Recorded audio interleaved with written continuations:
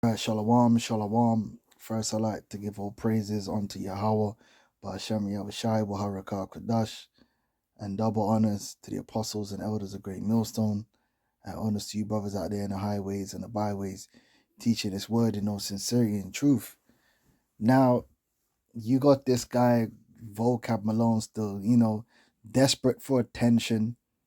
He really wanna meet the brothers face to face, like as if that's gonna make some kind of difference. Then he wanna say brothers is cowards or we're scared or we ain't got the courage. Imagine that this little this little brer, this weak brer talking about we ain't got the courage. Bro, you're weak. You already been dismantled in the scriptures. It ain't hard, man. You ain't slick. You ain't smart. You ain't superior in any way, shape, or form. Whether you want to talk about spiritual, whether you want to talk about biological, carnal, there's no form of superiority that you possess, man. You're just a clown, right? But anyway, listen, real quick, let's deal with this. Now you got Galatians 3. Now, this is what Paul says here in 3 and 13. It says, Christ, which is the Messiah, Yahweh Shai, hath redeemed us. Now, the us is including the Galatians, which we already broke down that the Galatians that Paul was writing to are Israelites. These are the diaspora of the Jews, the Israelites that were scattered abroad. This is confirmed in the book of First Peter because Peter was writing to the same churches that Paul was writing to, and Peter refers to them as Israelites. This is known. Even what's his name? Colvin, who Vocab says that he ascribes to, admitted that the book of Peter's was written to Israelites, was written to Jews.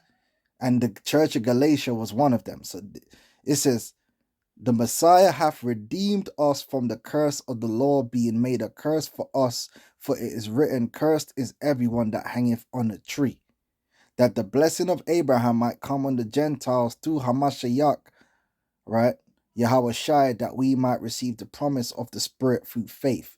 Now, if you read this without context and understanding, you think the Gentiles it's talking about here is the seed of the other nations. But the key to understanding is it says we are being redeemed from the curse of the law. So if you want to understand who the Gentiles are that are being redeemed, well, who is under the curse of the law? Now, let's go into the text commentaries. See, this is what it means to read with understanding and read with context. You got to read, right, with the scriptures as your context to understand. Hold on. Hold on, start. Galatians chapter 3. Let's go down to what it says here in the 13th verse. about meet me in person. But ain't nobody gotta meet you in person, man. You're too annoying, man. You're odious to behold. Ain't nobody wanna meet you. You flatter yourself. You're not that important to meet you and conversate and nah, man. Weirdo, man. Get out of here. Anyway, so verse 13 it says, Christ has redeemed us from the curse of the law. Because we didn't actually do it and do it all, the law put us under a curse. But now, who he calls Jesus has redeemed us from the curse of the law. Redeemed has the idea of buying back, right? Or purchasing out of, which Yahweh Shai is the Gaal, which means the kinsman redeemer. Because he's redeeming his kinsman. It isn't just rescuing, it is paying a price to rescue. Yahweh Shai brought us out from under the curse of the law. All right. Now, who was under the curse of the law? Was it mankind? Is it everyone? No. All right. Who is under the curse of the law? All you got to do is go back to Deuteronomy the 28th chapter. Right. Deuteronomy 28. Here it is, consequences for disobedience. It says, but it shall come to pass if thou wilt not Hearken unto the voice of the Lord thy God, to observe to do all his commandments and his statutes which I command thee this day, that all these curses shall come upon thee and overtake thee. And you can go on by yourself and read from verse 16 down to 68. This is the curse of the law. Now, is the curse of the law specific to a particular race of people? Yes, it is. Right? If we go to the 46th verse, it says, and they shall be upon thee for a sign and for a wonder, and upon thy seed forever. All right, let's get the translation comparison. See if we can get a little bit more out of there. All right.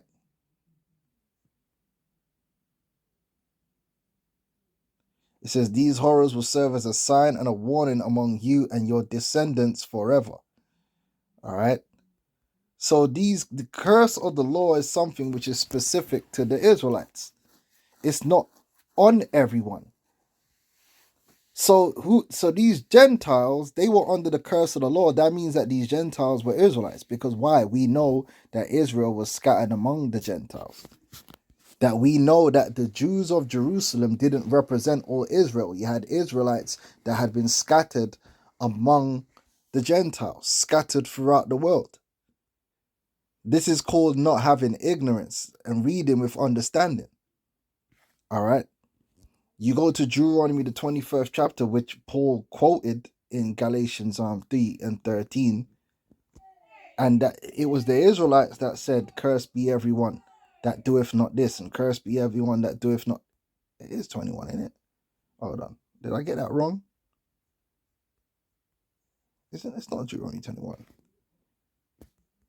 Hold on, let me find it real quick. Oh, excuse me. It's actually 27. Deuteronomy 27, right? This is where the Israelites, right?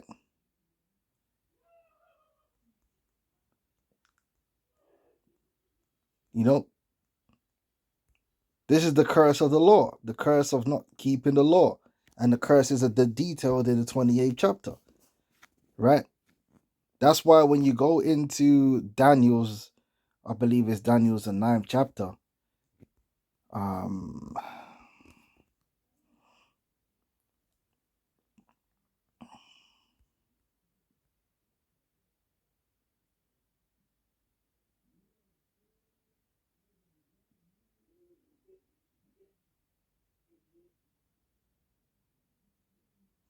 there we go.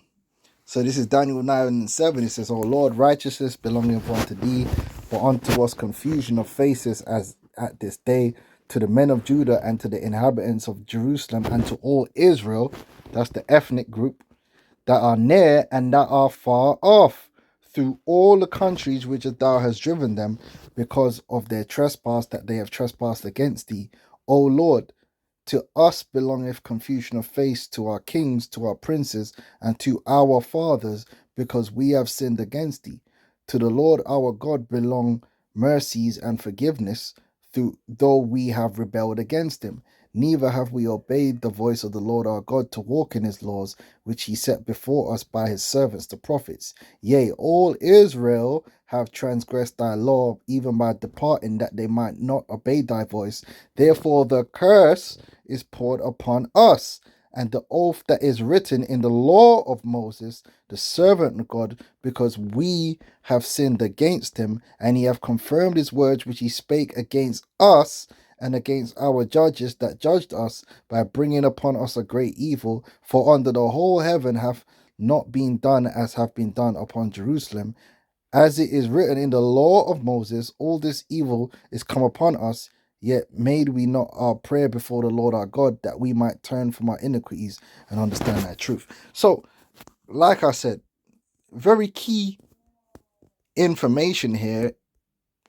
Paul is letting you know who exactly these Gentiles are, because he said, look, we're being redeemed from the curse of the law. The other nations cannot be redeemed from the curse of the law because they were never under the curse of the law, because they were not a part of the old covenant wherein the curse of the law was contained. This has nothing to do with the other nations. This is to do with a particular seed of people whom the Lord entered into contract with. And that's what man like Vocab Malone are trying to run away from. So when they read scriptures, oh, it says the Gentiles, they're not reading with context. And that's how they're managing to get away. They cannot read the Bible with context. They can only read the Bible in isolation. And that's why it speaks about them man not understanding the things which Paul had written. The unlearned, man that are unlearned, they rest to their own destruction. You got to read the Bible in context, and that's what gives you understanding. There's no way these Galatians could have been of the other nations and be under the curse of the law, because the curse of the law only applies to the Israelites. Point blank, period. And Yahushua came to redeem the Israelites and the Israelites only. He is not sent but unto the lost sheep of the house of Israel. The Gentiles that were coming into the fold were Israelites that were scattered among the other nations. And that is consistent with the narrative of the Bible. But this pussy will want to come face to face. For what? You can't accept that anyway. Because it doesn't agree with you. It's against you. That's why you can't accept it. You can't accept the truth, man. The truth is against you. So I understand you cannot accept the truth. Because the truth bears no comfort for you. There's no comfort.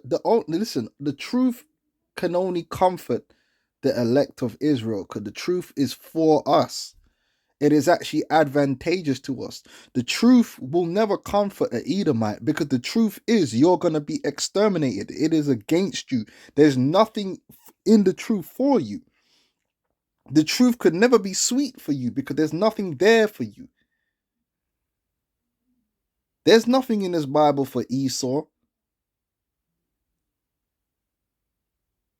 So why would you agree? You're going to find some kind of way to disagree and ignore. And you know what I mean? Like, we've been through this before. You've been dismantled, but you're not going to accept the truth. The truth ain't for you. Even if you could understand it, you don't want to understand it. All right?